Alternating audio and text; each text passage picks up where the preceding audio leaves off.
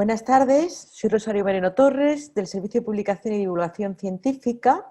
Es una unidad del Vicerrectorado de Investigación de la Universidad de Málaga, cuyo objetivo es hacer que la ciencia que se hace en la universidad llegue a la sociedad a la que le pertenece y además se interactúe y a los científicos le pueda llegar esa inquietud y esas preocupaciones sobre las que ellos tienen que trabajar.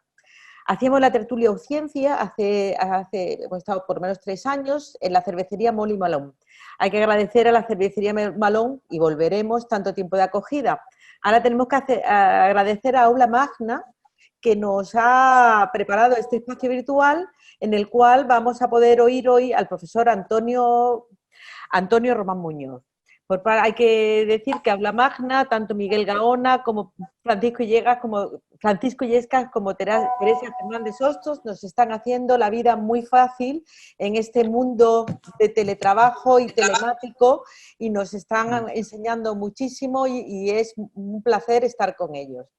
En cuanto al ponente, Antonio Román Muñoz, estamos todos deseando, yo misma, saber qué hace un grupo de flamenco en la Misericordia, pero hay que decir, como una frase que estamos utilizando últimamente, que debemos a Víctor Muñoz, y es que la ciencia, la innovación, no es echar a freír un huevo.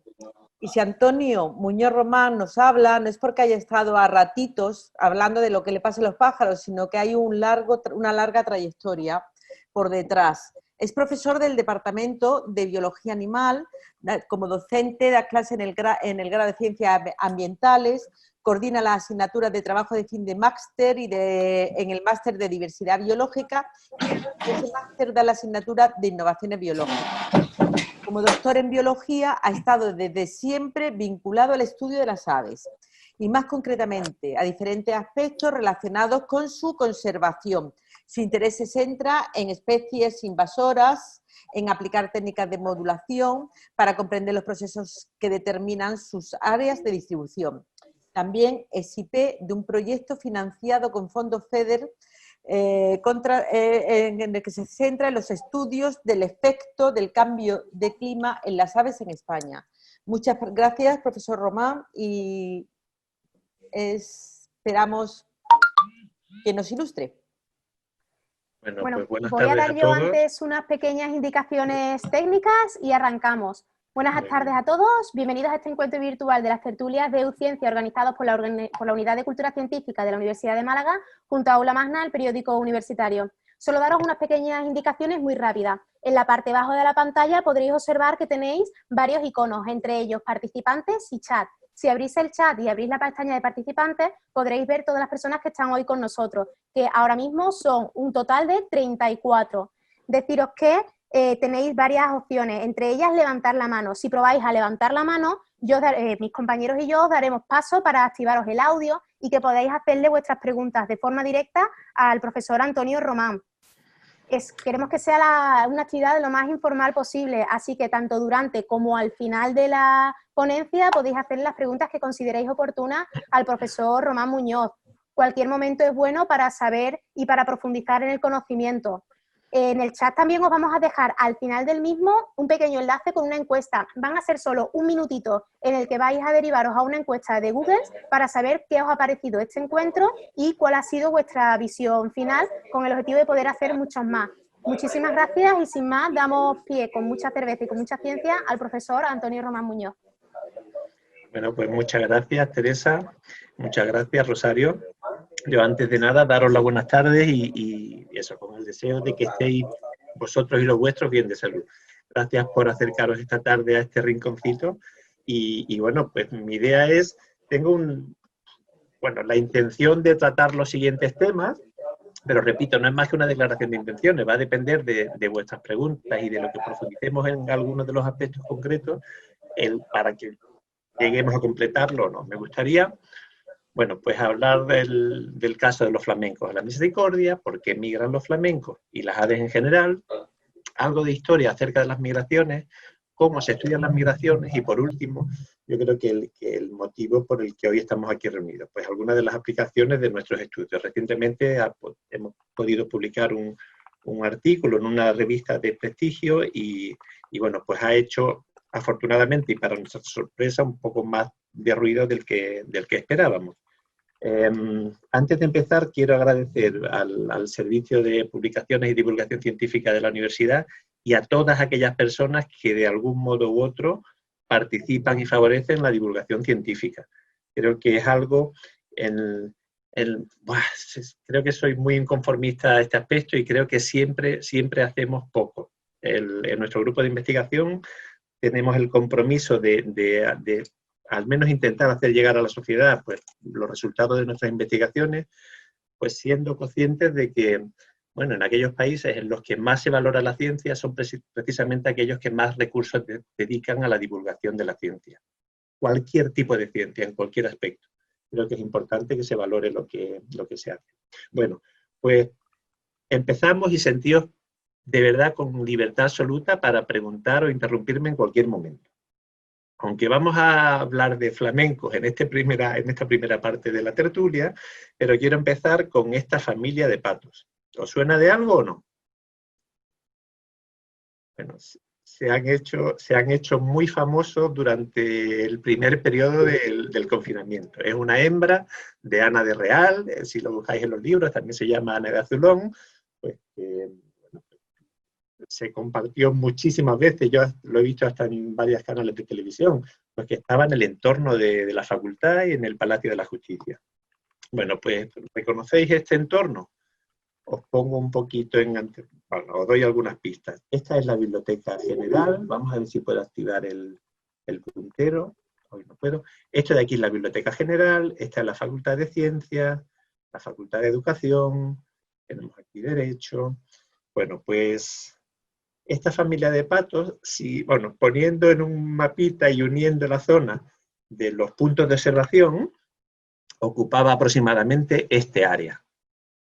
Bueno, esto es ya la hembra con los patos. Se ha paseado por toda esta zona, desde el Jardín Botánico de la Universidad hasta el Palacio de la Justicia. Y usaba las calles pues porque eran entornos tranquilos, no había ruido, no tenían miedo y salían a pasear tranquilamente.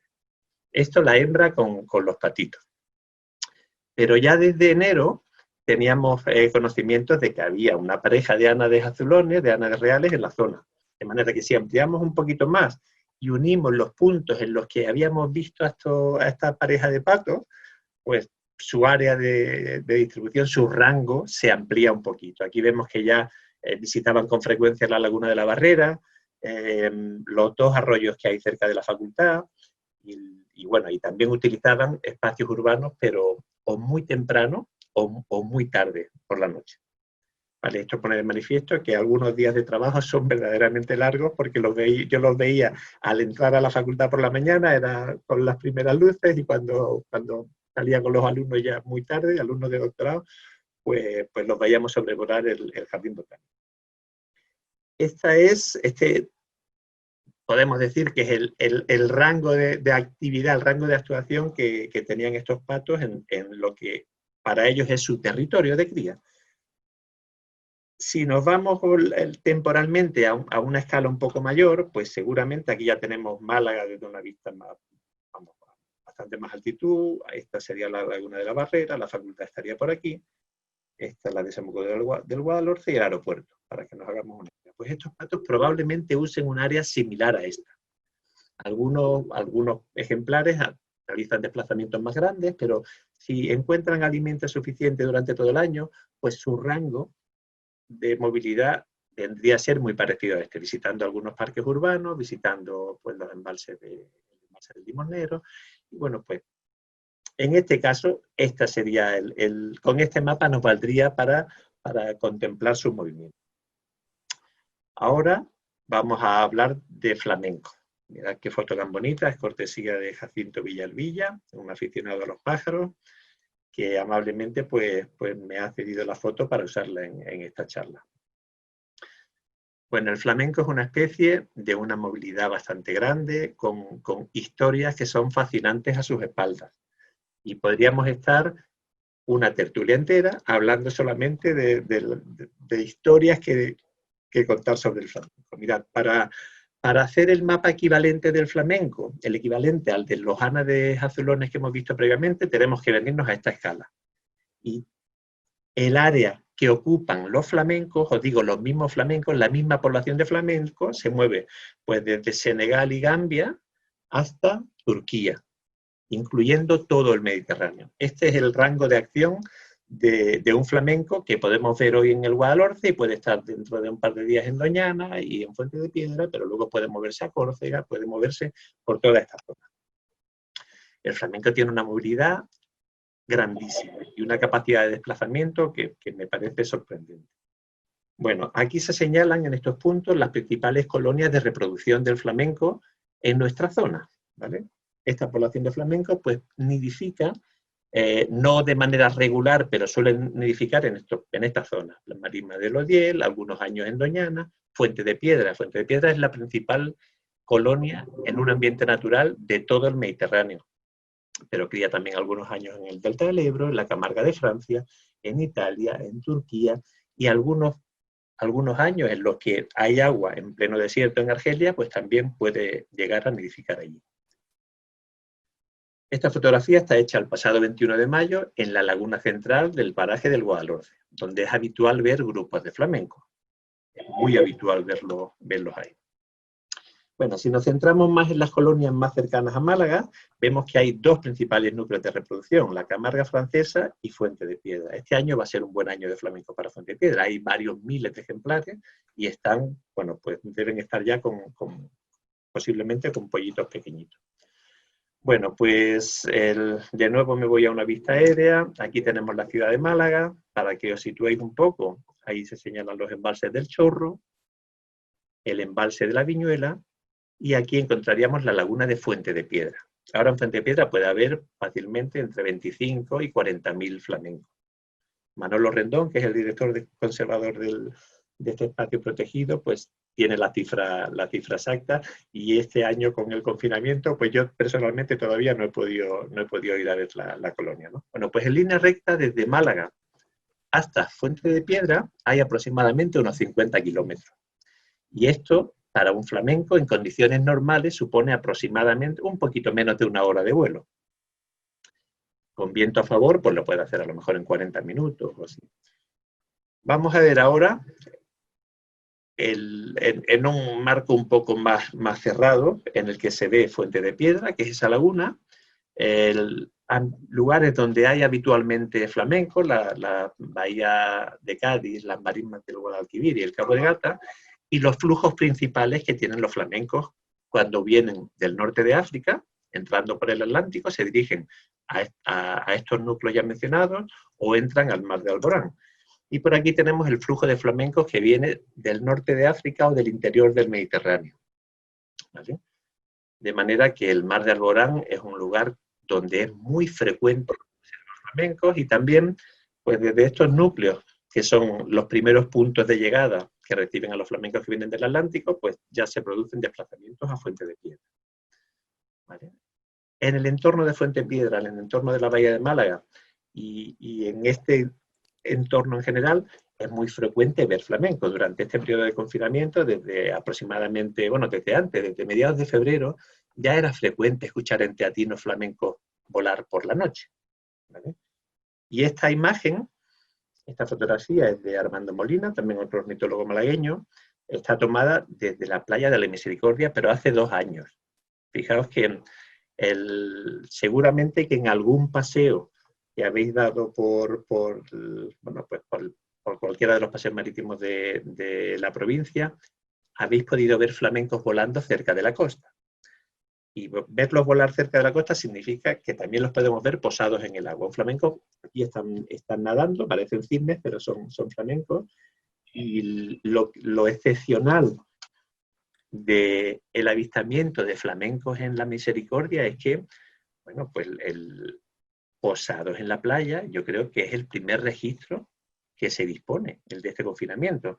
Los flamencos se han encontrado unas playas absolutamente vacías y el entorno más cercano a esas playas, pues sin ningún vestigio de actividad humana.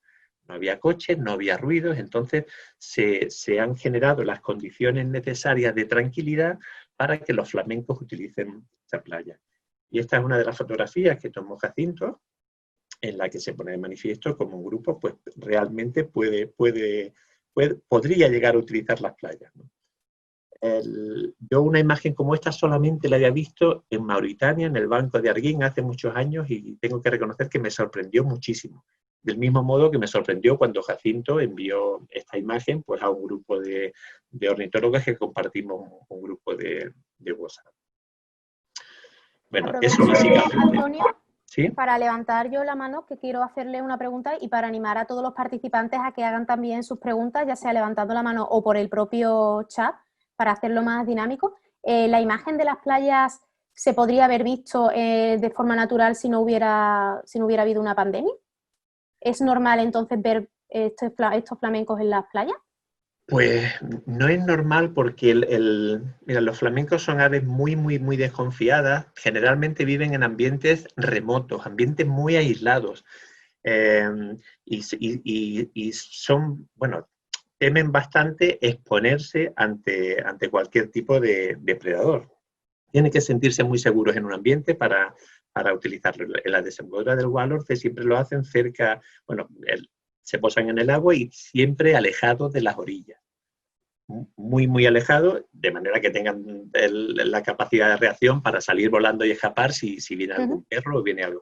Esta imagen no sería posible en condiciones normales, no sería posible. Y solamente ocurre en zonas donde la actividad humana es muy, muy reducida o prácticamente nula. Mirad, aquí tenemos un cambio de tercio y bueno, pues vamos a dedicar un momentito a la Luna, y la última diapositiva que quisiera tratar hoy con vosotros también vamos a ver la Luna. Yo lanzo ahora esta pregunta, a ver qué me podéis decir vosotros, y también aprovechamos para hacer cualquier tipo de comentario que queráis sobre lo dicho hasta ahora. Por favor, no os quedéis con las ganas de preguntar cualquier cosa. Ya lo sea por el chat o ya sea levantando la mano, os habilitamos el audio para que podáis intervenir, no tengáis miedo. Vemos que no hay nadie que se anime todavía. Y si no, pues seguimos para adelante. Bueno, ¿por qué migran las aves? Yo por el momento no voy a responder esta pregunta, ¿vale? Si alguien tiene alguna idea, pues que la lance, puede ser ahora, puede ser un poquito más adelante, pero y si no, vamos, si no tenéis dudas o comentarios que hacer, seguimos avanzando. Pues seguimos. Mirad, la migración de las aves ha llamado nuestra atención pues desde tiempos inmemoriales, ¿no? Desde hace miles de años, aunque durante mucho tiempo no se entendiera como tal. La explicación de este fenómeno ha ido variando, ¿vale? Y aquí vemos, fijaos, esto es ya está una fotografía del Tratado de Hesíodo, bueno, en el año 700 a.C., donde ya se dan consejos sobre las labores a realizar en el campo, relacionando estas labores con la aparición y desaparición de algunas especies de aves. No se hablaba de llegada e ida, sino las aves aparecían y desaparecían.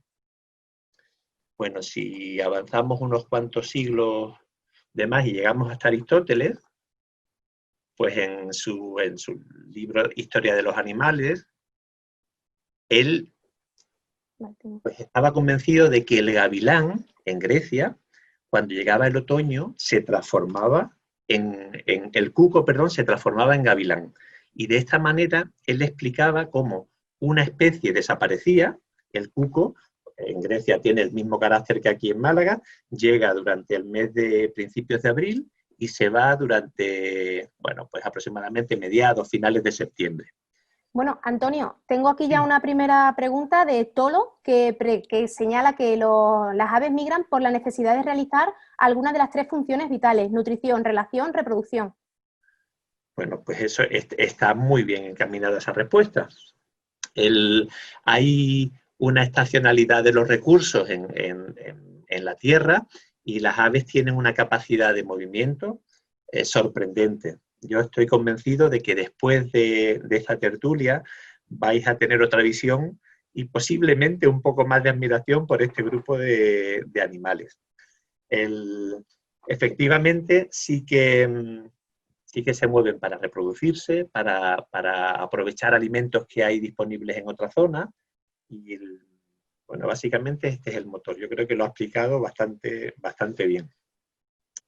Bueno, pues seguimos con Aristóteles y resulta que él no podía imaginar que las aves realizaban desplazamientos de manera autónoma. Entonces decía, bueno, pues si cuando cuando desaparece el cuco, al poquito de tiempo aparece el gavilán, es que una especie, fijaos que son relativamente similares, una especie se transforma en otra. Antonio, comenta Isabel que cuando visitó el paraje natural de las marismas de Odiel, vio flamencos desde muy cerca. Según les explicó el guía, no se asustaban porque estaban acostumbrados al ruido de los coches, y lo cierto era que había una carretera muy próxima. Bueno, hay ocasiones, esto ocurre también en Fuente de Piedra, hay ocasiones en las que pueden llegar a adaptarse a determinado tipo de perturbaciones. Pero una playa, aquí en Málaga, yo creo que no reúne las condiciones porque es bastante frecuente, por ejemplo, ver personas paseando perros. Y un perro difícilmente va a respetar un grupo de flamencos, pues por instinto va a querer acercarse a los perros, a los flamencos, y los flamencos pues van a huir. Esto que pasa en Odiel pasa también en algunas zonas de Doñana y pasa también en la desembocadura del Guadalhorce y en Fuente de Piedra. Pero esto se consigue después de mucho tiempo, y en el Guadalhorce, por ejemplo, hay unos observatorios desde los cuales podemos ver los flamencos. Si nos salimos del observatorio y el flamenco ve algo raro, rápidamente va a salir volando. Sí que podemos disfrutar de ese tipo de avistamientos, pero son lugares muy particulares donde la protección lleva realizándose desde hace mucho tiempo y las aves confían en que no les va a pasar nada. Pero aún así sí que son bastante recelosas. En cualquier caso, una playa de Málaga en condiciones naturales no reúne las condiciones para poder recibir grupos de flamencos, algo que debía ser, me imagino que debería ser muy habitual hace, a lo mejor, el siglo pasado, o a principios del siglo pasado, o hace más tiempo, ¿no? Bueno, pues de Aristóteles damos un salto y nos vamos al año 1555. Aquí Olaus Magnus, fijaos el grabado que hizo, en el que, oye, estoy pintando en la pantalla, pero no sé muy bien cómo. Un momentito. No sé muy bien cómo borrarlo. Os pido disculpas porque he hecho algunas pruebas con Zoom con los organizadores, pero el otro día puse un láser que no me sale ahora.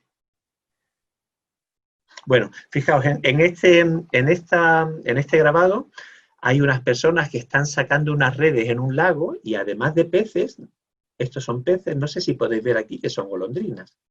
Bueno, son aves con el ala y el pico. Y en el tratado se escribe específicamente que había personas que pescaban golondrinas.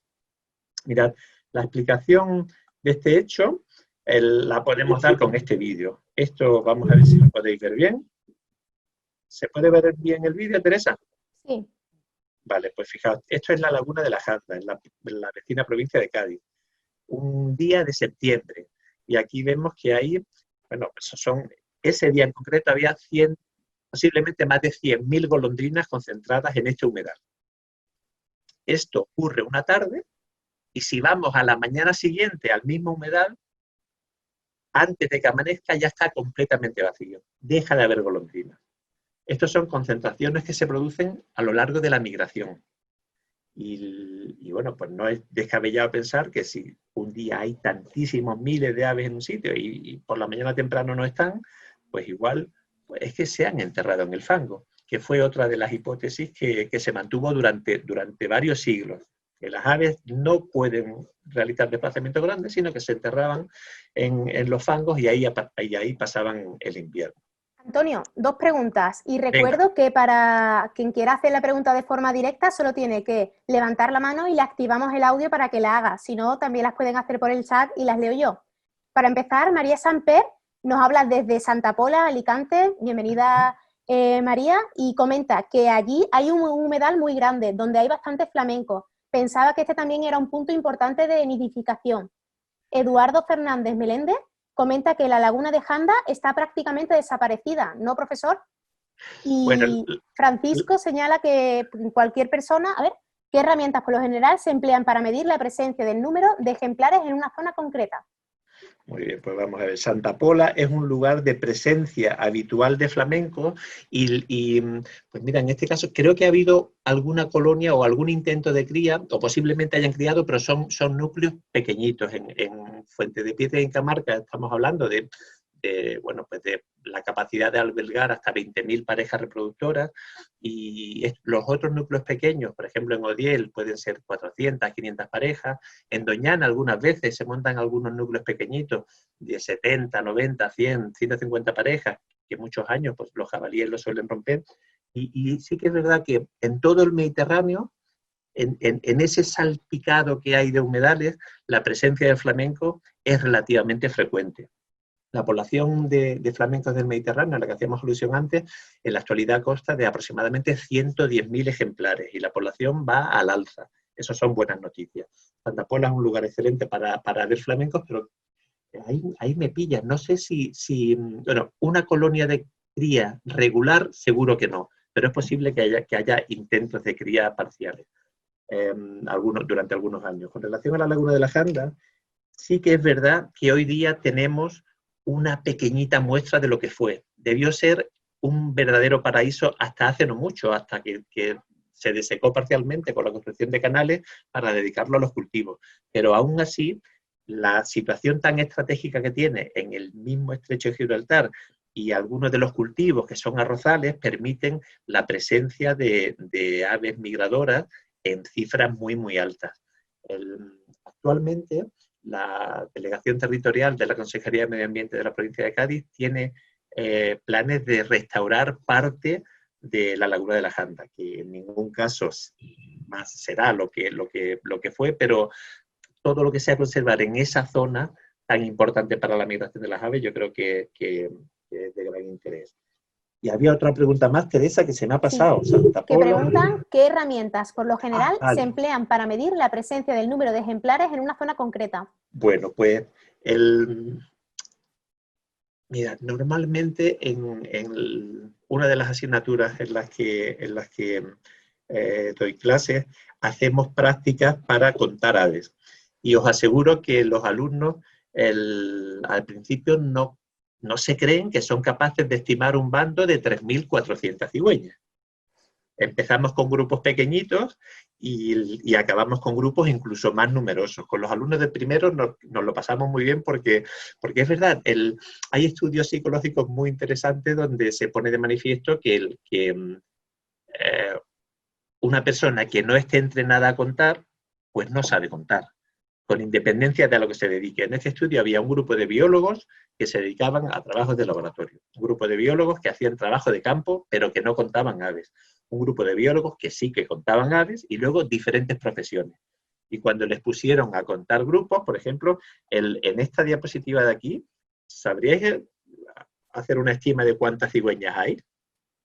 Venga, os lo pregunto, ¿cuántas cigüeñas hay en este grupo? Podéis ir poniendo números por el chat. Venga, aproximadamente. Bueno, aquí lo tenemos un poco fácil porque... 300, 200, 200, 120, 150, 100... Alguien que dice 245, da un número muy cercano. 200, bueno, 125, 300... Mirad, una primera aproximación la podríamos hacer centrándonos en una esquinita. Por ejemplo, aprovecho el pintorro este que no puedo borrar. ¿Cuántas hay aquí dentro? 1, 2, 3, 4, 5, 6, 7, 8, 9, 10, 11, 12, 13, 14 y 15. Si aquí tenemos 15, ¿cuántos círculos como este nos caben en esta pantalla? Fijaos que en este caso las cigüeñas las tenemos estáticas, en condiciones naturales están moviéndose, pero hay técnicas. Fijaos, ahí podemos entrenar a nuestro cerebro a crear cuadrados o triángulos o pentágonos, ya cada uno con su imaginación, y hacer estimas aproximadas. En el caso de las cigüeñas, sería una barbaridad intentar contarlas cuando están agrupadas y aún más moviéndose. En este caso se espera a que pueda haber un grupo de 5.000 cigüeñas y todas están en una térmica volando en círculos, y cuando llegan a la parte más alta, algunas cigüeñas se salen de la térmica y empiezan a a buscar la otra técnica. Ese es el momento en el que se estiman, en el que comienzan a contarse. Y se cuentan, y son muchas, generalmente de 10 en 10 o de 20 en 20. Pero os aseguro que observadores bien entrenados tienen errores muy pequeños. Hay veces en las que, bueno, pues en un grupo se estiman 1.250 porque 3 observadores distintos han estimado 1.240, 1.238 y 1.261, por ejemplo. Hoy día contamos de herramientas y es posible hacer fotografías digitales y un software puede contarlas. Pero en el caso de las golondrinas de la janda, eran miles y seguramente que más de 100.000 golondrinas ahí concentradas. Si eran 85.000 o 112.000, pues en este momento no tiene mucha importancia, pero os aseguro que hay prácticas que nos entrenan a contar aves y a contarlas en grupos muy altos. Bueno, pues Linneo, por ejemplo, ya en 1735 escribió que las golondrinas pasaban el invierno debajo del techo de las casas. Y seguramente pues que algo le llevaría a pensar esto. Posiblemente encontró algunas golondrinas muertas en algunos techos y dijo, bueno, pues aquí pasan el invierno. Pero la cosa cambia, y cambia de un modo muy interesante, en el año 1822. Fijaos, es el año en el que aparece una cigüeña blanca en Klutz. Es un pueblo alemán que portaba algo rarísimo en el cuello. Fijaos lo que traía esa cigüeña. Los vecinos, ante la curiosidad, lo que hicieron fue cazar directamente al ejemplar y pudieron comprobar que se trataba de una lanza de origen africano.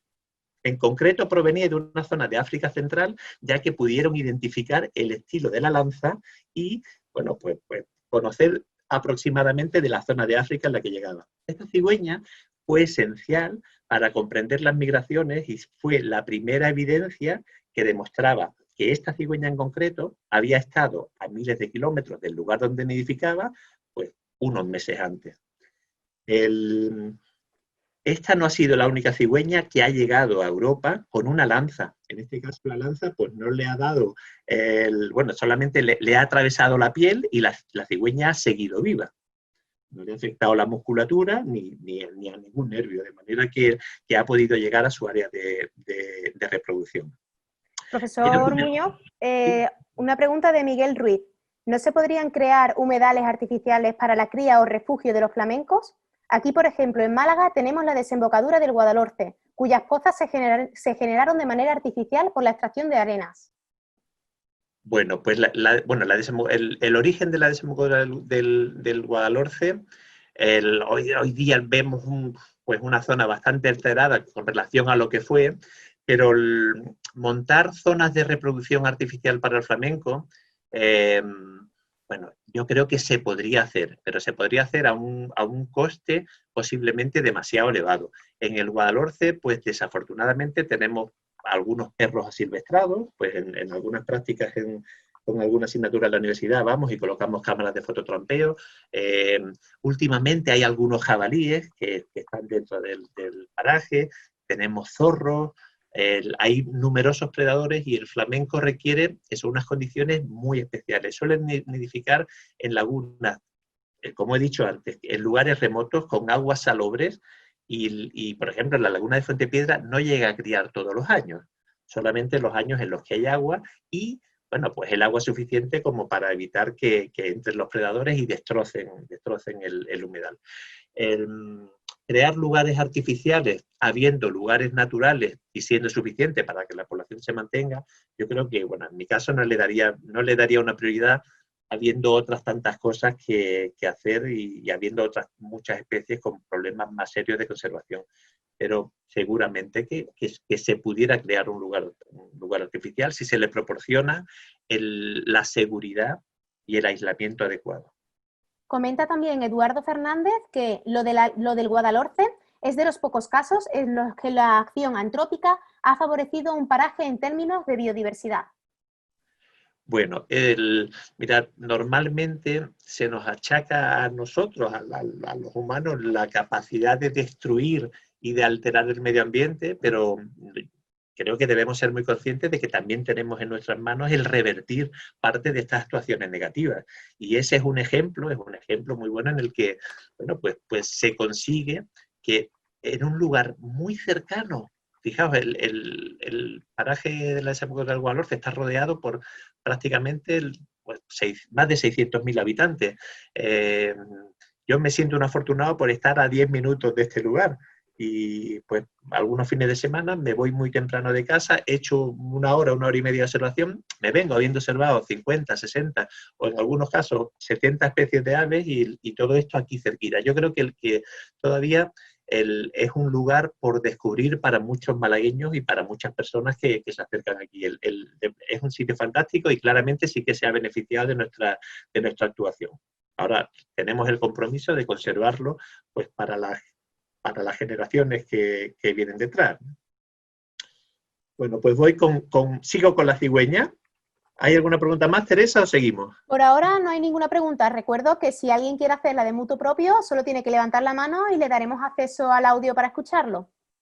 Estupendo. Pues mirad, esta cigüeña se cazó en su momento para satisfacer la curiosidad de los vecinos. La ciencia en esa época funcionaba de otra manera, pero se conservó y hoy día se mantiene muy bien. Esta fotografía pues me la envió el doctor Kinzelbach, que es el responsable del museo de esta ciudad donde se conserva esta cigüeña.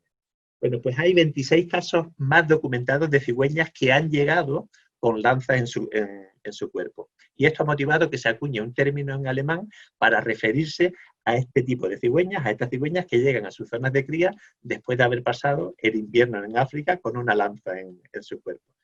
Leifelstorch, o algo así. Veo que está Jacinto por aquí, que él habla muy bien alemán, él me dirá si lo pronuncia bien o no. Bueno, pero esta fue la primera señal con la que se pudo confirmar que estos ejemplares podían desplazarse miles de kilómetros y de manera autónoma. Aún así, hubo mucha crítica en esa época y numerosas personas que no se creían que las aves podían realizar un desplazamiento tan grande. Bueno, pues desde entonces hasta la actualidad no ha parado de escribirse y reescribirse acerca de la historia de las migraciones de las aves. Mirad, ahora voy a mostrar algunos ejemplos que me parecen especialmente curiosos. Fijaos, este es el alcaudón dorsirrojo. Es una especie que no vemos en Málaga habitualmente, pero que es relativamente frecuente en el norte de España. Aquí tenéis un mapa con su distribución. Se señalan en amarillo las zonas donde nidifica, pero es una especie migradora. Bueno, si es una especie migradora que pasa nuestro invierno en África, ¿por qué no la vemos en Málaga? ¿Alguien tiene algo que anotar aquí? ¿Por qué no cruza por Málaga para alcanzar sus zonas de invernada en África? Venga, ¿a alguien se le ocurre algo? Puede que vuele muy, muy alto y no se pare aquí, o puede que vaya por otro camino. Comentan a cabeza que si pueden ser depredadores. Eduardo Fernández señala porque en el sur de España hay condiciones similares al norte de África. Y María porque no lo necesita. También han señalado que la imagen de la cigüeña se recuerda mucho a Yumanji. Y Cebel señala que se me ocurre que no haya alimento que precisa.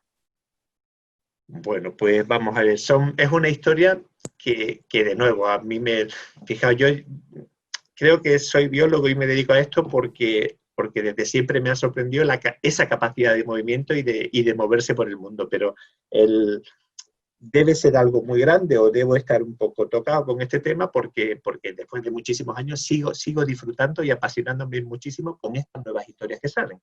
Fijaos, el alcaudón dorsirrojo nidifica en el norte de España, pero para ir a África no pasa por aquí. Con relación a las preguntas que hacéis, ahora vamos a responderlas. También ha señalado que porque lo pueden hacer de noche o por la temperatura. Vale, pues vamos a ver ahora por qué no vemos en Málaga alcaudones dorsirrojos. Fijaos, este es el mapa de migración de esta especie. Fijaos que para llegar a sus zonas de invernada al sureste de África, en lugar de cruzar por aquí, como la inmensa mayoría de especies, por el estrecho de Gibraltar, y luego moverse en África, se dirigen, prácticamente hacia el este en línea recta, y cuando llegan a una longitud concreta, tiran para el sur. Se señala aquí en rojo el viaje de otoño y en azul el viaje de primavera, que es todavía más largo. Fijaos, los fenómenos de las migraciones, eso, tienen una escala planetaria y son activos, son muy dinámicos. Esto se produce porque el algodón dorsirrojo ha colonizado el norte de la península ibérica muy recientemente, de poblaciones que proceden del este de Europa y de Próximo Oriente. Entonces, las aves que llegaron aquí son aves que habían ido a África, pero por esta ruta de aquí. Fueron colonizando pues, el sur de Francia, España, y siguieron manteniendo la ruta original. Es previsible que dentro de varios miles de años, si las condiciones no cambian mucho, pues algunos algodones dorsirrojos, por error, crucen a través de Gibraltar, encuentren zonas apropiadas en el sur de África y se monte una nueva ruta de migración. Pero en este caso, fijaos que la historia y la evolución están también condicionando las rutas de migración. Encontramos rutas de migración muy, muy curiosas. Vamos a ver ahora el caso del charrán ártico. Antonio, ¿sí? Que si es posible pensar en una expansión del alcaudón hacia el sur de la península. ¿Y qué ocurre cuando las aves sobrevuelan grandes distancias sobre el mar y las condiciones para amenizar no son favorables? Temporales, tormentas, olas. Bueno, pues en el caso de las aves marinas sí pueden, o aves acuáticas en general, sí pueden posarse sobre el mar, pero las aves paseriformes, por ejemplo, en el momento en el que toca la superficie del agua, ahí mueren. La migración sobre el mar depende del tipo de ave del que estemos hablando. Las aves planeadoras son las aves que utilizan muy poca energía para realizar vuelos, dependen de corrientes de aire ascendentes que únicamente se originan sobre tierra, no se originan sobre el mar. Por eso, las águilas culebreras que crían en Sicilia o en el tacón de la Bota de Italia, en lugar de cruzar a África por Cabo Bon, por Túnez, hay unos 140 kilómetros de distancia, pues realizan el gasto energético de venir volando hasta, vamos, de subir toda Italia, bordear por el sur de Francia, bajar toda la península ibérica y llegar al estrecho de Gibraltar, porque ahí el cruce a África es de 14 kilómetros solamente. Digamos que el riesgo de volar sobre el mar lo reduce muchísimo. Si se trata... Sobre la pregunta de alcaudón... Si se trata de aves que vuelan, que baten alas, pues pueden cruzar, que baten alas continuamente, pueden cruzar grandes brazos de mar sin temor, bueno, pues sin riesgo, sin mucho riesgo. El problema es que si vienen condiciones meteorológicas adversas y caen al agua, ahí perecen. Todos los años mueren cientos de miles de aves en el mar.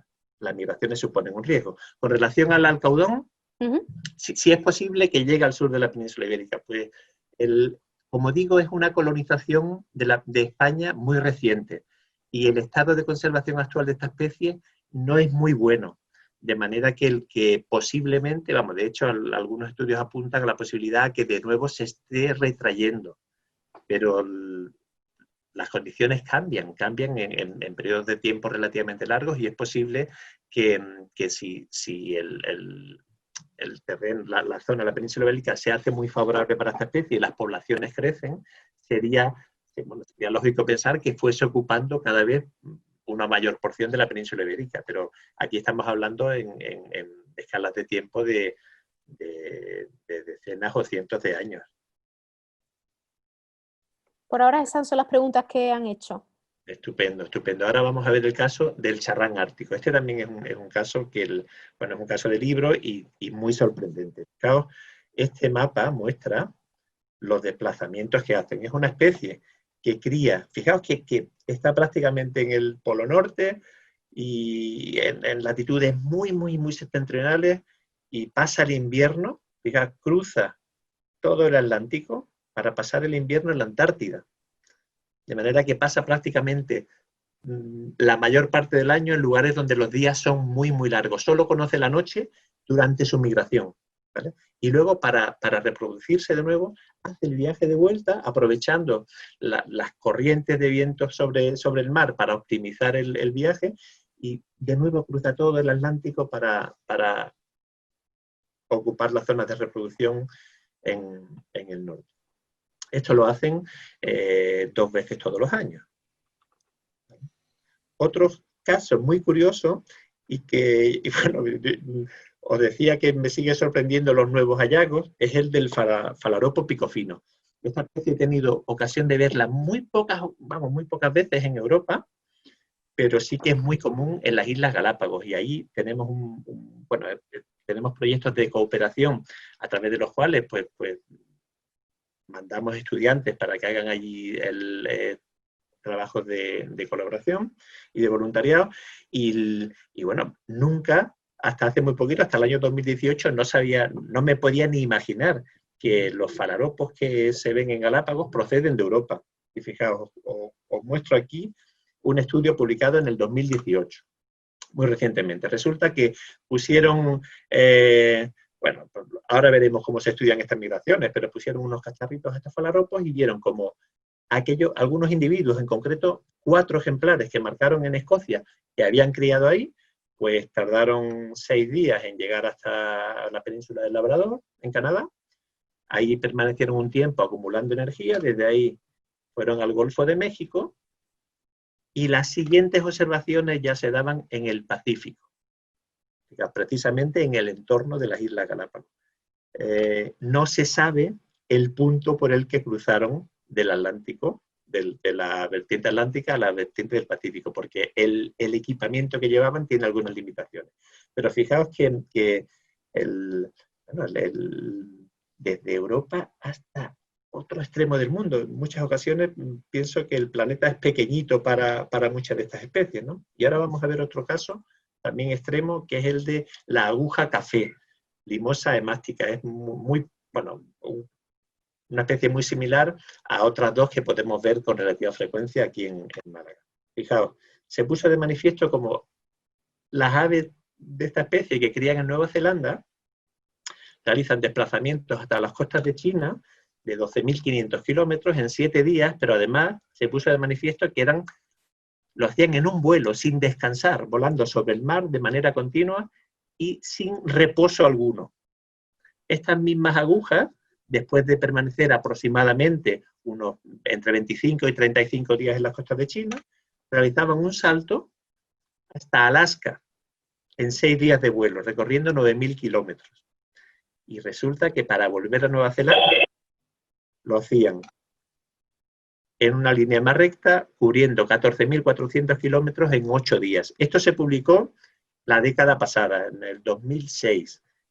Era desconocido que había un animal que podría hacer tal hazaña, y puso en jaque todos los estudios y modelos sobre energética de la migración. Se pensaba que era imposible que un animal estuviese 8 días volando sin parar.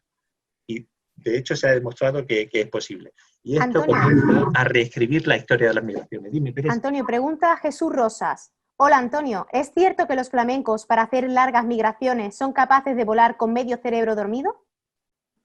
Bueno, pues en el caso del flamenco no tengo conocimiento de ningún estudio, pero sí que hay otras especies de aves que sí que lo hacen. Y hay trabajos hechos con fragatas, donde parece que desactivan parte del cerebro para descansar mientras van realizando su vuelo.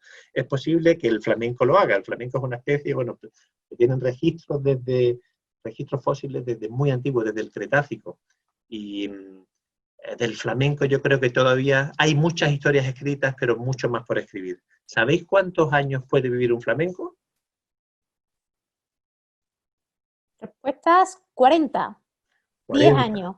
10 años. Venga, más. 50 años, 40, 50 años, 40. 20, 30, 60. Bueno, pues mirad, en condiciones de cautividad hay un registro de una hembra de flamenco del zoológico de Adelaida, en Australia, que vivió 84 años. Y hay registros de animales salvajes que sobreviven, bueno, que no que sobreviven, sino que son activos y reproductores con 50 años de edad. Así que por eso, con 50 años y esa capacidad de vuelo, yo creo que el Mediterráneo es para ellos como Teatinos para los patos que habíamos hablado. Bueno, pues vamos a ver, ¿cómo se estudian las migraciones? ¿De qué manera? Pues mirad, el modo más sencillo es haciendo observaciones directas, saliendo al campo con un prismático y antes, bueno, yo todavía voy con libreta y bolígrafo, pero con un móvil ya es más que suficiente y móvil tenemos prácticamente. Solamente con un prismático y observando podemos hacer estudios pues, que nos pueden decir, por ejemplo, en el caso del águila culebrera, pues las fechas de llegada. Aquí vemos que en este caso, bueno, en el Levante peninsular se la llama marsenca a este águila porque llega de África en el mes de marzo. Pero si además aprendemos a identificar la edad de este ejemplar, podemos decir si es un adulto o un joven, vemos como en la gráfica azul se muestra la llegada de los adultos, que tienen más prisa por llegar y por elegir los mejores territorios de cría, y las aves que no se reproducen, pues llegan un poco más tarde. Bueno, además de la observación, un método que ya hace mucho tiempo que se usa es el anillamiento científico. Mirad, aquí os muestro una foto de Hans Christian Mortensen, un danés, que en 1899 ya tuvo la idea de ponerle una anilla a las aves en las patas. Y él puso su nombre, su dirección y un número. Bueno, al principio lo llamaron de loco. Este es un hombre interesantísimo. Estudió teología y después de hacer teología hizo estudios de medicina y de zoología. Y se dedicó durante aproximadamente 20 años a dar clases a niños de primaria, niños pequeñitos, y después pues, fue profesor de la Universidad de Copenhague en Dinamarca. Y era muy famoso entre sus alumnos porque daba las clases siempre que podía en el campo. Bueno, pues este hombre tuvo esta idea, le dijeron de loco para arriba, porque ¿qué haces tú poniéndole una anilla a un pájaro? ¿Cómo vas a recuperar luego ese pájaro? Y resulta que empezó con estorninos, pero cuando hizo algunos intentos con cigüeñas, pues en esta fotografía no se ve muy bien, pero aquí hay algunos puntos señalados en negro y aquí también. Él ya pudo hacer el primer mapa de migración de la especie. Él ya tenía la pista de las cigüeñas que venían de África por las lanzas, pero ya hizo su primer mapa de migración. Bueno, una vez que tenemos el ave en mano, le ponemos la anilla, tomamos datos sobre el peso, sobre la biometría, sobre lo que nos interese y lo soltamos. En este caso, tenemos la obligatoriedad de recuperar el ave para poder leerle la anilla. En esta fotografía, bueno, pues para que lo veáis bien, es una fotografía de anillamiento de buitre negro y las anillas lo que llevan es un número, como nuestro DNI, y una dirección. Pero para que yo tenga información de este buitre, tiene que tenerlo otra persona en la mano, porque esa anilla no se ve desde mucha distancia. Pero además del anillamiento científico, empezaron a ponerle algunas cosas más a las aves. A ver si detectáis algo aquí. Esta es una gaviota de Audouin. ¿Veis algo especial en ella o no?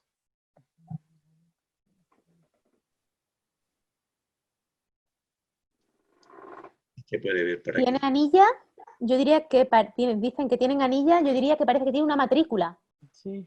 Parece que tiene una matrícula. La matrícula. anilla de plástico. ¿Y podéis leerlo o no? ¿Qué pone en esa anilla? AF. De PVC, AF y V, AFJV. AFJV, exacto. Pues mirad, una anilla metálica sería imposible leer su número o su código con esta fotografía, pero a alguien se le ocurrió que a las aves quizás no les molestaba mucho si le ponemos una anilla un poco más grande en el que podamos incluir un código alfanumérico y poder disponer de más información. Fijaos, esto fue posterior a la colocación de la anilla metálica. Esto hizo que con un telescopio o un prismático, y hoy día esto se ha disparado con el uso de cámaras digitales, pues podamos conocer muchas localizaciones de un mismo ejemplar. ¿Vale? Ahí se ve la anilla. Fijaos esta águila culebrera, esta la anillamos, se le ve el código 002. Pues con solamente la anilla metálica que la tiene en la otra pata no se vería, pero de este ejemplar hemos tenido observaciones en Marruecos y en Gambia.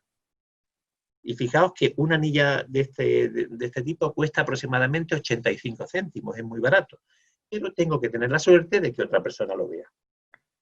A las anillas pues se les añadió las marcas alares y también lo que ha hecho ha sido aumentar el número de registros de estas aves que llevan esta marca. Fijaos, este buitre, 9FH, pues hemos tenido pues, más de 100 observaciones de este ejemplar, una vez que lo hemos liberado.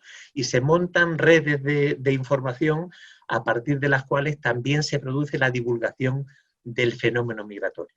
Esto también es interesante, que hacer esto accesible a muchas personas.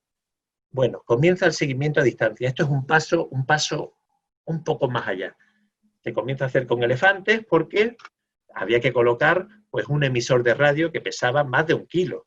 ¿Qué animal es capaz de soportar eso? Bueno, pues se empezó en África con elefantes, pero el avance tecnológico fue muy rápido y muy poco tiempo ya se estaban marcando animales de un tamaño mucho más pequeñito. Comenta Antonio si se podría utilizar chips con GPS. Chips con GPS. Vamos a llegar ahí en 4 diapositivas. Fijaos, vamos viendo la evolución de cómo ha progresado el seguimiento a distancia. Con estos aparatos necesitábamos ir al campo con una antena de radio para tener la señal del pájaro. Y si se alejaba mucho de donde estábamos, perdíamos esa señal. La tecnología avanza y fijaos que ya se están colocando a insectos. Ahora lo que se ha avanzado mucho en miniaturizar este tipo de emisores. Pero aquí llegamos a lo que preguntaba lo que tú acabas de comentar, Teresa. Llega un momento en el que se comienza a comercializar para aves el seguimiento satelital. Se trata de ponerle a las aves. Nosotros le poníamos esta anilla con el código alfanumérico y una mochilita pues con un emisor de satélite. Esto es la antena con la que este cacharrito, que tiene unas placas solares con las que se va cargando, va registrando la localización de dónde está ese águila, la manda a un satélite, nosotros tenemos acceso a ese satélite y podemos conocer regularmente, todos los días, dónde está el animal. En este caso, los emisores costaban, te hablo del año 2009, que es cuando comencé a trabajar con este tipo de tecnologías, costaban $4.500 y había que pagar por cada emisor 200 € al mes a Argos para disponer de información. De manera que estábamos muy limitados a la hora de poner este tipo de emisores. Y nos daba una localización cada hora. Preguntan si al ser tan grandes las etiquetas no les causan molestias o le afectan a su comportamiento. Y también señalan si eso no le molesta al animal. Pues vamos a ver, molestarle, yo estoy seguro de que si le preguntara a este águila si preferiría ir sin emisor y sin anilla, ella probablemente me diría, oye, quítame esto que voy mejor sin esto. Es como algunos de nosotros que llevamos el reloj, hay quien incluso duerme con su reloj, o quien se pone un piercing en la nariz, o se pone unos troncos en las orejas. Bueno, pues en este caso no le preguntamos a las águilas, y yo estoy convencido de que les molesta o de que estarían mejor sin este equipamiento. Pero sí que es verdad que en el proyecto de las águilas culebreras marcamos 12 águilas, una murió en el mar, porque cruzando el estrecho de Gibraltar lo hizo con condiciones de viento de levante muy fuerte y murió ahogada a 40 kilómetros al oeste del Cabo Espartel, pero el resto han sobrevivido al menos 5 años. Y con esa información nosotros hemos podido recabar datos que se traducen directamente en generar políticas de conservación y en producir nuevo conocimiento que beneficia a las especies.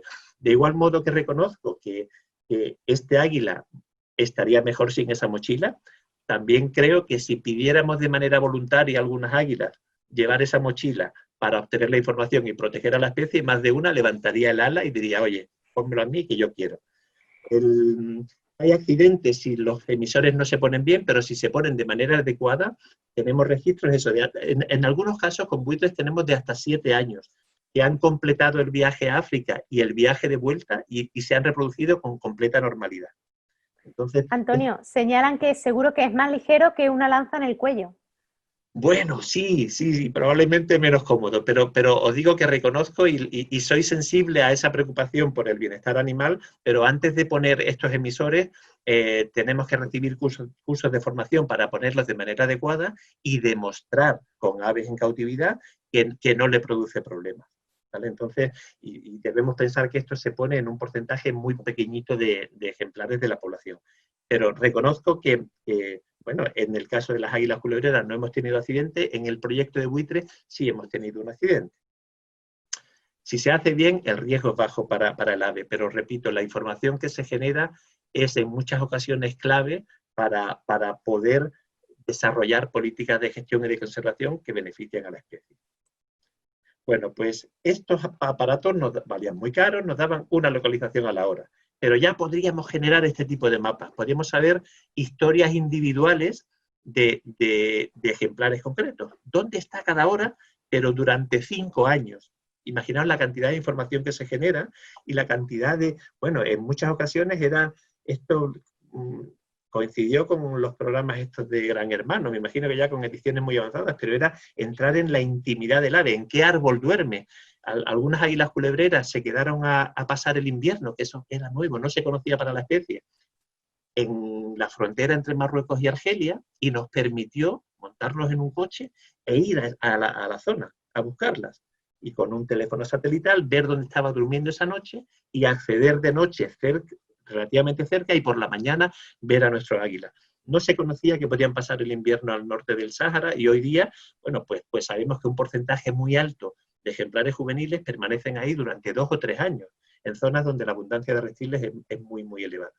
Fijaos que ya nos permitía pues, profundizar a este nivel, conocer con detalle dónde duerme, cómo reacciona cuando hace mucho viento, dónde permanece un determinado periodo de tiempo más largo, seguramente que reponiendo energías para continuar la migración, y esto iba dando muchísima información. Los buitres pesan, pues, pueden pesar de 7, 8 a 11 kilos, y nos podíamos permitir el lujo de poner emisores un poquito más pesados, sin afectarles a su habitual quehacer. Antonio, pregunta que si se sabe si han podido tener problemas algunas especies para encontrar pareja porque se asusten del GPS. Sí, pues mi opinión personal en el caso del buitre era justo lo contrario. Las hembras que tenían su marca amarilla parecían tener más éxito con los machos. O sea, influye la moda. Es una percepción personal, pero os digo que hay, como muchos los investigadores que nos dedicamos a marcar y a estudiar los movimientos de las aves en el mundo, y tenemos el compromiso de publicar buenas experiencias y malas experiencias. Personalmente creo que no afecta, si el equipamiento está bien puesto, no afecta a la biología de las aves. ¿Algún efecto que no podamos percibir? Posiblemente, pero aves con todo este equipamiento se reproducen con normalidad, completan sus ciclos migratorios y sus viajes con normalidad y bueno, en este caso, este tipo de emisor, hemos tenido uno que ha durado hasta 7 años, pero las marcas alares duran más y siguen vivas después bueno, estos se marcaron en el año 2009, algunas de ellas siguen haciendo su vida normal con su marca alar. Entonces, no es igual que no tener nada, pero si está justificado, poner este equipamiento a un pájaro para nada, pues no tiene sentido. Pero si está justificado, creo que es como he dicho antes, más de un buitre levantaría el ala diciendo, me ofrezco voluntario, venga, para generar este conocimiento. En este caso, la aplicación de estos estudios, que ahí voy a ir ahora, ha salvado muchas vidas de buitre. Y ahora vamos a ver por qué. Preguntan también cómo se gestiona el tema de las baterías. ¿Energía solar se sustituye? No, esto que veis aquí, es que no sé si veis bien la pantalla, estos son placas solares con las que se va cargando una batería. Por eso, en este caso, este emisor está hecho en la Universidad de Ámsterdam y nos dijeron que el periodo de vida medio oscilaría entre los 4 años y medio y 5 años y medio. Algunos se han ido a los 4 años, otros a los 5, pero algunos han llegado hasta 7. La energía con la que se alimenta el emisor es solar. Sí. Si no fuese solar, que también los hay, son bastante más baratos, pero ya depende su duración del número de puntos que queremos en unidad de tiempo, ¿no? Fijaos, con este tipo de emisores hemos podido tener este tipo de información. Esta es la comarca de la Janda, esta es la Sierra de la Plata, la que queda justo detrás de Bolonia. Si conocéis las playas de Bolonia, pues la sierra que tenemos justo detrás. Y aquí podríamos tener ya información de cada ejemplar con una resolución muy alta, una localización cada 5 segundos. De manera que podíamos conocer dónde comenzaba a volar el ave, cómo iba tomando altura, si se concentraba en algún lugar concreto, de manera que tuviésemos algo de información para poder gestionar la colocación de aerogeneradores, de parques eólicos. Bueno, pues mirad, vamos a ver este mapa. Esta es en la zona de la Janda y se muestra en naranja todos aquellos momentos en los que este buitre en concreto, que llevaba el emisor, estaba tomando altura, estaba ascendiendo en altitud. y en azul aquellos momentos en los que estaba descendiendo de altitud. Fijaos que cuando hace 150 años hacían los mapas de aves planadoras tomando altura, los dibujaban precisamente con estas espirales, pero es que estaban muy bien hechos. Aquí claramente este buitre ha entrado en una térmica puede ascender pues, de 4 a 8 metros en un segundo, es como un ascensor. Y fijaos que va subiendo, no sé si veis el ratón, va subiendo, cuando llega a 1.600, 1.700 metros de altura, comienza a volar prácticamente en llano y a partir de aquí comienza a descender. Comienza a descender, hasta que encuentra otra térmica y sube. De este modo, un buitre puede hacer distancias de 300 kilómetros al día prácticamente sin gastar nada de energía. Preguntan, Antonio, ¿cómo localizan las corrientes térmicas? Bueno, eso es algo que no se conoce, no se sabe. Y hay un investigador de la Universidad de Oxford, estuvo hace poco aquí en Málaga con nosotros, que está precisamente estudiando la visión de las aves planadoras. En concreto, vino para aprovechar que teníamos buitres, que los capturábamos, y él aprovechaba para tomar mediciones del ojo. No se sabe. Y mirad, este buitre abierto, aquí cada uno de los dedos, estas son las plumas primarias, cada dedo es un sensor. Y no se sabe si además de los sensores que lleva incorporados en el cuerpo, cualquier golpecito de aire lo puede detectar y puede anticiparse a una térmica. No se sabe si visualmente tienen la capacidad de algún modo de detectar estas corrientes, porque en ocasiones es sorprendente cómo ver que están posados en la sierra, en la colonia de cría, y echan todos a volar y a distancias de 3 kilómetros de donde estaban, comienzan todos a tomar energía. Parece que, bueno, pues en algunas ocasiones a lo mejor es el vuelo de otro pájaro lo que les puede hacer detectar este tipo de térmicas, pero no se sabe y probablemente que este investigador pues nos pueda dar más detalles en poco tiempo, porque está haciendo estudios muy minuciosos sobre el ojo del buitre. Pero fijaos, este tipo de información ya era posible obtenerlo con esos emisores. En este caso, desde que comenzamos a usar los primeros prototipos hasta los finales, pues pasamos a poder disponer de una localización cada segundo. Y además llevaban un acelerómetro, estos emisores, con los que podíamos incluso contar el número de aleteos por segundo. Bueno, pues pasamos, aquí la tecnología ha corrido muchísimo y ahora ya vamos a la telefonía móvil. Este es el primer prototipo que hemos utilizado para el artículo que se ha publicado recientemente y con el que, bueno, pues con el que se ha dado a conocer el estudio que hemos hecho. Yo creo que este es el origen de que estemos hoy aquí reunidos, ¿no? Fijaos que esto es un teléfono móvil, esta es la antena, y como primer prototipo lo que queríamos es, para seguir abaratando costes, el desarrollar un emisor, un dispositivo, que fuese acumulando la localización de cada ejemplar cada segundo, pero que fuese más fácil disponer de la información. Y en este caso se transmite vía telefonía móvil. Esto no es más que un teléfono. Aquí podéis ver los emisores que pude fabricar en una tarde. Son prototipos, es una bolsa de plástico con el teléfono dentro. Y esto, bueno, pues nos fuimos a Tarifa, donde se producen concentraciones de miles de milanos durante cada mes de agosto y septiembre, montamos una trampa, la trampa funcionó muy bien y pues capturamos cientos de milanos. Algunas de estas aves, aquí están, bueno, pues en condiciones de máxima tranquilidad dentro de lo posible, pues cada uno en su bolsa para reducir el estrés, y lo que hicimos fue colocarle el teléfono móvil, que fijaos iba prácticamente al descubierto. En este caso, y como no llevaba placa solar sino una batería, la duración de este emisor era de 14 días aproximadamente, y le pusimos un arnés de rotura fácil. Digamos, es una mochilita, pero la cuerda se deteriora con la radiación solar, y entre 20 y 25 días se rompe, y en el momento en el que se rompe libera al milano del emisor. ¿Alguna pregunta? Por ahora no. Bueno, pues mirad, en este caso comenzamos con este prototipo, con milano negro, y por primera vez pudimos programar el emisor para que nos diese una localización cada 2 minutos pero en el momento en el que el ave comenzaba a cruzar el mar, que nos diera una localización cada segundo. Lo que nos interesaba era conocer con detalle cómo era el cruce del mar, cómo reaccionaba frente al viento, si los pollos iban con los padres, si iban cada uno por su cuenta, y bueno, pues lo que fue un prototipo, hoy día ya es un modelo que se comercializa, y en este caso, nuestro grupo aquí en la Universidad de Málaga, disfrutamos de no pagar los costes derivados de la generación de los prototipos y participar de primera mano en este tipo de avances tecnológicos. Bueno, pues este estudio hecho con Milano nos puso de manifiesto, aquí los puntos negros muestran los parques eólicos de Tarifa, del Estrecho de Gibraltar, y nos puso de manifiesto cómo tienden a evitar las zonas de parques eólicos.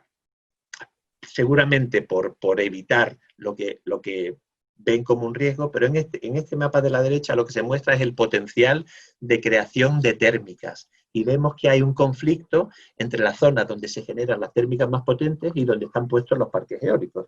En este caso estos parques ya estaban puestos, pero la aplicación del uso de este tipo de tecnología es poder disponer del conocimiento necesario para que los futuros parques eólicos que se pongan aquí o en otras zonas tengan en cuenta a priori este tipo de requerimientos por parte de las aves planadoras, en concreto de las aves migradoras.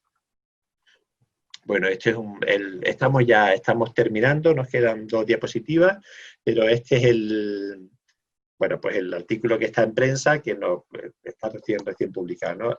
Aquí a la derecha veis, esto es un joven de Milano que intenta cruzar con condiciones de viento muy fuerte, de levante, y veis que hace un intento de cruce, pero se vuelve. Hace otro intento de cruce y se vuelve, otro intento de cruce y se vuelve.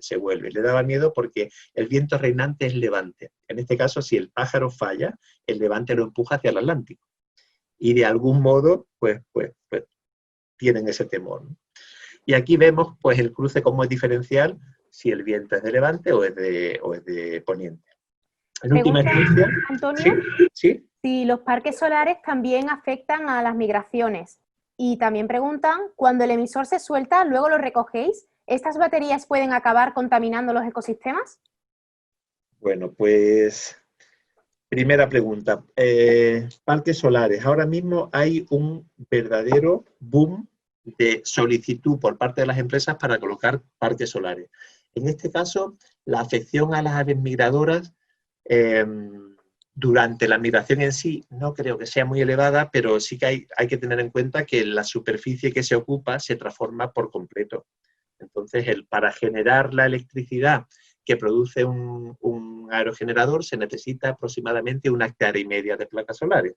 Entonces, bueno, yo creo que hay que tener una diversificación amplia con relación a las fuentes de energía. No podemos depender de los aerogeneradores porque hay días en los que no tenemos viento. Y tampoco podríamos depender exclusivamente de las placas solares porque hay días en los que está nublado. Pero sí que debemos de ir apostando por este tipo de energías limpias porque necesitamos energía, a todos nos gusta tomarnos una cerveza fresca, pero este tipo de estudios lo que viene a hacer es poner las bases para que este tipo de desarrollos sean compatibles con la conservación del medio ambiente. Con relación a estas baterías, en este caso, los emisores de los Milanos, estos que eran prototipos, pudimos recuperar solamente algunas, menos de la mitad. Otras no pudimos recuperarlas, porque si en el momento en el que se caían ya habían agotado la batería, no teníamos manera de recogerlos. Pero hubo muchos más, y nos quedamos un poco cortos y resulta que la duración final de la batería fue mayor que la que esperábamos. De manera que seguíamos recibiendo información de la localización del emisor, fueron casi todos en Marruecos, una vez que ya el emisor estaba en el suelo. Y como la precisión es tan elevada, pudimos recuperar muchos. Hay un caso curioso de un emisor que no recuperamos nosotros, que, bueno, pues un buitre leonado cruzando el desierto, precisamente en Mali. Bueno, pues durante un tiempo la localización nos daba en un punto concreto, exacto. Si un emisor está sin moverse durante varios días, lo más probable es que el ave haya muerto. Bueno, pues a través de un amigo suizo contactamos con un grupo de Cruz Roja que estaba en Mali y que curiosamente pasaba a unos 30 kilómetros de esta coordenada. Les pasamos las coordenadas y nos hicieron el favor de ir a recoger el emisor. Y efectivamente se encontraron el buitre muerto, recuperaron el emisor y hoy día ese emisor está expuesto en el Departamento de Biología Animal de la Universidad de Málaga. Bueno, pues vamos a ir acabando. Con esta diapositiva lo que quiero mostrar es la importancia de conocer muy bien los impactos y los efectos que tiene cualquier tipo de desarrollo sobre el medio ambiente en general, porque a los parques eólicos y a las placas solares llevan asociados pues líneas de tensión, ¿no? Entonces, bueno, el efecto es grande. Y aquí tenemos la diapositiva con la que os dije que íbamos a terminar. ¿Pensáis que un ave podría llegar a la Luna? ¿Preguntas por el chat? ¿Respuestas? Bueno, aproximadamente os digo que hay... Bueno, ¿conocéis alguno la distancia que hay entre la Tierra y la Luna? Están comentando que en términos de distancia, si hubiera aire, sí, en una nave espacial, no. A la cifra han dado 350.000 kilómetros y el charrán ártico puede. Buah, sí, pues mirad, en la práctica un pájaro no puede llegar a la Luna porque hay una barrera de falta de oxígeno que es infranqueable, pero la distancia está en torno a 384.000 kilómetros. Fijaos, yo con algunos de los coches que he tenido, a los que le he sacado más de 700.000 kilómetros, podría haber llegado a la Luna, ¿no? Bueno, pues aquí os pongo el ejemplo de esto es un correlimos gordo, y es un pájaro muy curioso, tenía su anilla, durante algunos años tuvo su emisor, y se le conoce como B95. Es un pájaro muy famoso, ya hace algunos años que dejó de verse, posiblemente esté muerto, pero es el más longevo de su especie. Se llama Moonbird, y contabilizando el total de migraciones que hizo y de desplazamientos que hizo en la Tierra, pues los investigadores pusieron de manifiesto que le sobraba distancia recorrida en la Tierra para llegar a la Luna y volver. Entonces, bueno, pues en la práctica no es posible, pero sí que no deja de sorprenderme la capacidad tan enorme de este grupo de animales para moverse, y seguramente podrían sobrevivir perfectamente en un planeta muchísimo más grande que el que tenemos. Os doy las gracias por vuestra atención, también por vuestra participación, y bueno, termino con esto. Mirad, la migración es la historia de una promesa. ¿Y sabéis qué promesa es? Es la promesa del retorno. Y yo me emociono cada año cuando veo mi primera golondrina.